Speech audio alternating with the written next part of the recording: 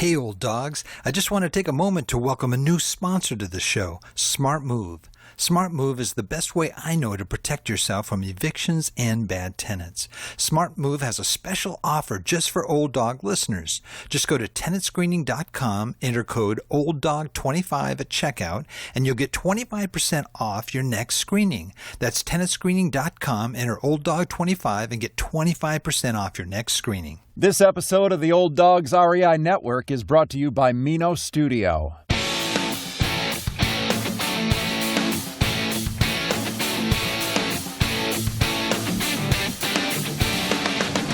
Welcome to the Old Dogs REI Network, where cash flow is king. Real estate investing, the means, so you can enjoy your retirement dreams. This is the show where we cut right to the chase. No sales pitch, no long monologues, just simple how-to real estate investing advice, so you can earn the passive income you need to enjoy your retirement today. And now, your host and chief old dog, Bill Manassero. Hello, old dogs, and welcome to Fun Facts Friday. This is our once-a-week, only on Friday show, where we have special episodes not featuring guests, where I will share tricks, tips, terminology, and techniques that will help skyrocket you to real estate investing success. Today's topic is tenant pre-screen hack and the effective use of security cameras. All right, this is going to be a good one. But before we get started, I want to just say hi. How are you guys? Thank you. I've been getting some emails from you guys and heard some great things. Folks moving forward and making all kinds of progress. And I'm just stoked. It's great to hear of the successes you guys are having. And I want to be an encouragement and help you out any way I can. So feel free to write. And I always try to get back to everybody. Sometimes things get a little lost in the in basket here, but nonetheless, I will definitely get back to you if I can get a hold of your email. So thank you so much for writing, and we'll move into our topic here. A lot of times I'll cover topics where I'll just, I'll talk about ROI or I'll talk about a specific thing and I write it out and I just, kind of plow through it so that you can get some good information. And we don't have a lot of time here, so I can't go on, just rambling, which I have a tendency to do. But kind of like I'm doing right now. But this, is going to be a little bit more casual because people have talked about, hey, tell us some of the stories of what you're doing with your properties. And so as you guys know, I've had my challenges with property managers over the years, and it is frustrating. Some of the folks, I've parted ways with are people I really like that are really, really nice people, but it just didn't happen. I mean, I've had situations where we had long-term vacancies for a property. We've had high-risk tenants that were placed in our apartments, and we've had problems with them, violence and destruction of property, exorbitant turnaround expenses, double billing, poor record keeping, terrible communication, things like this that you just can't work with. And it's really, really tough when you've got a property that you're relying upon, for your livelihood. So this is why I'm going to, talk about these subjects, because I think they're things that can help make you a better landlord. And so some of you may be saying, well, Bill, I don't really need that. I've got a great property manager and they take care of everything.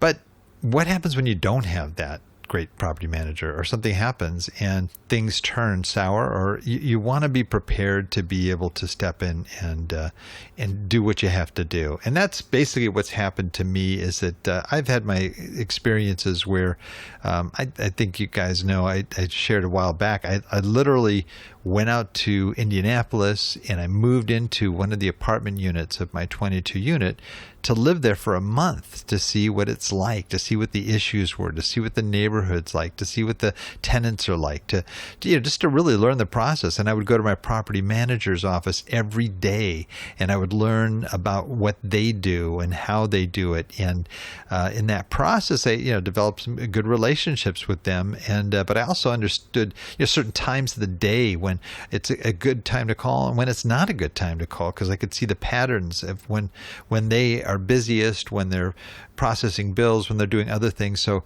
I could be more effective in working with them to get things done. So what has happened is, as I've transitioned between property managers, I've usually had to step in and take over and do what I have to do. And my primary concern, especially with the rental property, is getting good tenants. And that, to me, is the most important thing. And being able to screen and find the right tenants, and at the same time to be able to keep those tenants. Because if you get a good tenant in there and they don't stay after a year, well, you're starting back at square one. You've got those turnaround expenses. You're going to be looking for another person, and it gets very expensive. Where you do well as a rental property owner is when you get tenants that stay there and renew year after year after year. That's when you become successful in rental property management. So this is just a few little hints on things that I've done that have been effective and have worked for me. And like I said, I've had to step in. Sometimes I was at a point where I didn't have a property manager, or there was a time when I gave 30 or 60 days notice, and they're not really doing anything. So I've got to step in and try to find some good tenants, because we've just evicted a whole bunch of them that were terrible tenants.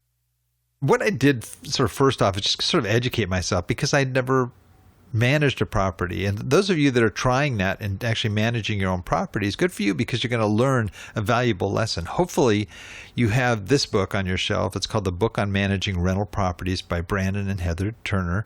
Great book that I just learned a ton off of, and it really helped me a lot in terms of trying to bring the right tenants in, and what kinds of things you have to do to be able to operate, and set up systems that will really make sense and save you time in the process. Because really, as a real estate investor, our time is invaluable, and if we're tied up in just trying to manage our properties, which I have had to do, then I'm not out looking for new properties and new opportunities. So it is really great if you can educate yourself. And I went on YouTube, and I did webinars and all kinds of other things too. I also talked to one of our guests, Steve White. He's with Rent Prep. He's the CEO at Rent Prep. Great organization. And if you're managing yourself, you may be familiar with them. These are the people that you hire to screen your applicants, and they do a really good job. In fact, they use SmartMove, who just happens to be our current sponsor right now for the Old Dogs podcast. SmartMove is a great resource. I mean, I love, being able to have folks on and to be able to promote a business that I really believe in. And TransUnion owns SmartMove does a great job. I have had property managers who are trying to find me a good tenant, and once I create this flow of applications, I can have them go through SmartMove and be able to know all the data I need to know to make a good assessment as to whether or not that's going to be a good tenant, and the second most important question, somebody that's going to renew. Okay, so we want a good tenant who will renew. Like I said, it's a great service, and it gives you a lot of data that you can look at to really assess how that person handles their finances, and what kind of priorities they have regarding their financial and their rental life. But anyway, as I was talking about, there's this thing called stealth tenant marketing that I employ when I'm in that mode of getting good tenants. And the point is, it's just kind of I know it sounds kind of ominous, but it's really just another way of saying you create a series of multiple sort of out-of-the-box creative strategies to create a steady flow or funnel of applicants, okay? And within that, you hope there are a lot of good applicants, okay? If you're focused in your effort, you'll get more good applicants than anything else. So I don't want to create a flow of tenant applications that are, mostly bad, and there's like one or two good ones. No, there's ways to pinpoint where you're promoting, where you're advertising, how you're getting those good tenants to apply. Okay. And there's also other things that how do you market and what do your ads look like? And it gets a little bit involved, but I'm going to put a link to some of our previous episodes on stealth tenant marketing so you can understand what I'm talking about. So what I generally do is I create this flow. I've got a lot of different applications that I can look at, and I can really try to find the best tenants. And there are attributes of good tenants that I've mentioned in some of the links that I'll include on here too. What do you want to find in a good tenant? What kind of occupation they have? Or what do they, what's sort of your ideal perfect tenant profile? And you have to kind of spell that out, and then you got to go to where they're at. So that's that whole idea of stealth tenant marketing. Well, one of the little tricks that I do that has actually been really effective is I first off, I list in a lot of different places. I mean, LBapartments.com, Hotpads, Craigslist. There'll be a lot of different sources that I will look at, mostly online, because I figure that the people that are savvy enough to be online and to be able to come to these sites, that's a good thing in itself. Okay, it's kind of a good step. Only problem is to some degree it excludes older renters, which can be great tenants. So there's other things you have to do again to focus on that group. But the idea is to get this flow going. And one of the things that has been really effective for me has been with Facebook Marketplace. Okay, so you guys, I'm sure you all know Facebook, but Marketplace is where you can advertise. You can sell things from, dressers and cars and whatever you want to sell. But you can also list property for sale as well as property for rent. Good thing about this is that you will get a kind of a steady flow of inquiries. For example, I asked one of my property managers, why is it that we can't get a tenant for this place? And then, they shared with me their report that says, we only had 6 people inquire. Only one of those people actually applied. And I think they set up a showing. It's like 6 people called in, 3, signed up for showings, and nobody showed up. Okay. And it was like consistent week after week. And I'm going, what are you doing to try to get them to be there when they can make it, because a lot of times they'll go, we only do this during our own office hours. Well, if they're a working person, they're not going to be able to, go during the working day. And that's a good thing, but yet, the property managers, they're closing at 4:00. So when are they going to come, and they can go after work on weekends when the property managing firm is closed. Evicting a tenant can be painful and cost as much as $10,000 in court and legal fees. The best way to protect yourself from evictions and bad tenants is to screen your tenants. And the best way that I know to screen your tenants is SmartMove. SmartMove is part of TransUnion, a trusted consumer reporting agency with more than 4 decades of experience. They built an online screening service for independent landlords that delivers critical credit and background reports to you in minutes. It is a valuable tool to help you when you are trying to decide who to put into your rental property. And they can help you find your next great tenant. Only SmartMove has a credit score built specifically for rental screening called Resident Score, which can identify eviction risk 15% better than a traditional score. With the SmartMove report, you'll also get a criminal background check, eviction history report, as well as a full credit report. And only SmartMove has Income Insights, a report enabling you to analyze renter income to determine if further verification is needed. See why 9 out of 10 users recommend SmartMove, and more than 4 million landlords have used SmartMove to make better leasing decisions. SmartMove has a special offer just for Old Dog listeners. Go to tenantscreening.com, enter code OLDDOG25, and you'll get 25% off your next screening. That's tenantscreening.com.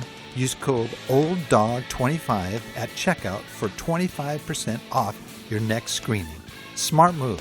Reduce your risk of non-payment and evictions. I'm just going, this system is really faulty, and it's got some real issues. So when I moved into the apartment, I'd mentioned in our 22 unit, I was there and I would meet people at 10 o'clock at night, 11 o'clock. I don't know if they're working the midnight shift. I'd be there at 3 in the morning. It didn't matter, and I was able to see a lot of good people. And the good thing is that the really good people that are the working people are the people you want to come in, people that have steady jobs, that care enough about their job that they're not going to take off to go, check out apartments while they're supposed to be working. I mean, so there's this dichotomy in there, and you have to kind of fill that gap in as best you can. Now, granted, if you're out of state investor, you can't do that, but I have people that are on site that can do that for me. That's what I came up with the house mom idea, so that I would have somebody that could do the nights and the weekends, and it does work.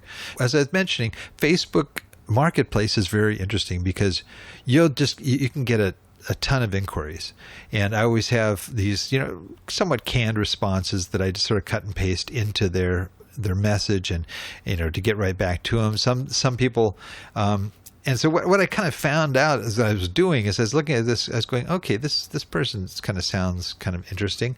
And with Facebook, all I do is click on their photo in the chat there, and it's probably not called the chat or whatever the message board is. And I would go to their profile.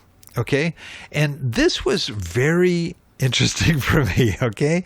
Because, and I guess, I didn't want to invade their privacy, but it's on Facebook. Everybody goes to, somebody that communicates with them, they'll check out their profile. Well, this was really a good tool for me, because when you go to their profile, you really do find out a lot of stuff about the person. I mean, I've had one guy was really polite and, just called me sir and the whole thing, and checked out his profile, and him and his buddy are dancing to hip hop with some big, looked like a cigar hanging out of their mouth. I don't know if it was a cigar, but, and carrying like, Glocks. They both had like dueling Glocks there. And I'm just kind of going, okay, these guys are not, just don't seem to, have all the qualifications we're looking for here. Okay. I mean, I've seen a lot of things just by going to their profiles where I knew that whether or not this was somebody that we would want or not. And one of which was one of the most telling one is there was this one lady, she had a survey going, and the survey was, what's your least favorite bill to pay? Okay. And she starts it off, she says, I'll start with mine. The least favorite thing I like to pay is my rent.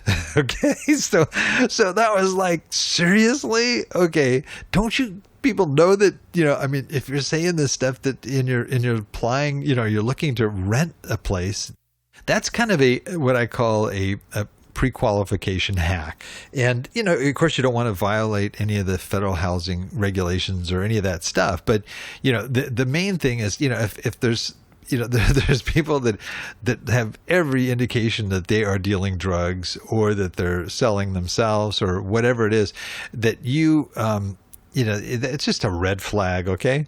And I think that having that insider information really is actually very helpful in trying to get a full picture of the person. And sometimes I've gone to them and, man, you'll see the person, they've got their job listed on their Facebook. A lot of people don't list their job, and they have the job listed. They even have pictures at their work, and they seem to love what they do. And I mean, there's all this stuff. They're holding up a certificate that they got for sales or whatever it was, and I mean, it's great stuff, so it ended up being a very, very effective way for me to help dig a little deeper to try to find that great tenant, because it is critical. And honestly, you're really not on the road to success if your tenants aren't renewing, and you want to get people that do renew, that are great tenants, that the other tenants love, and that will hopefully be with you for a long time. Okay, well, that's sort of the first thing I addressed. I also wanted to talk about security cameras, and there's not a lot to say here other than I am so happy that I got security cameras. One, because I am thousands and thousands of miles away from my properties, and this, especially in a multifamily building, has been a great asset for us. And why do people get security cameras? You may be thinking, well, I don't have any issues. I got a property manager there. Now, if you have on-site property management, generally don't need one unless things do happen after hours. But I would say it would be a wise thing to have in any case, in any kind of a multi, because I'll tell you some of the things that have happened with us. One, we've been able to boost the security, where sometimes our neighborhood might be viewed as one that may not be the greatest. It's not a war zone. It's not the hood, but it is, it's an area in transition. And so some people may feel safer if you tell them, hey, I've got 24-hour cameras and you've got the signs posted and all that stuff. They just feel more secure. Also, that'll help boost vacancies, because people will rather go in a secure building maybe than they would in the same neighborhood one that doesn't have that. It does deter crime. We've seen that. We've also found things that our tenants are doing that are illegal. We've been able to take the actual tapes or the digital file and send it to the police. We've had people's apartments broken into. We were able to catch the thief in full living color and be able to send that also to the police department. We've had people that we've evicted because of things that we've seen that were illegal that were going on. It has been a real asset for us. And, I just, give you technical, because you guys sometimes want to hear, tell us what you have. And so what I have is it's basically a 16 camera or 16 channel system. It's I think the software is WBox, and I'll put a link to that in there.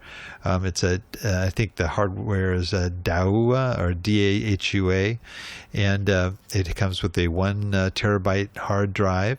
So it will retain what it films, for up to like a couple of weeks after. So you can also have an alarm in there too, so that it'll trigger any kind of, when there's a movement, it will tab that, so I could just go on and I'll just say, hey, I just want to see when there was motion going on, and it'll play it for you.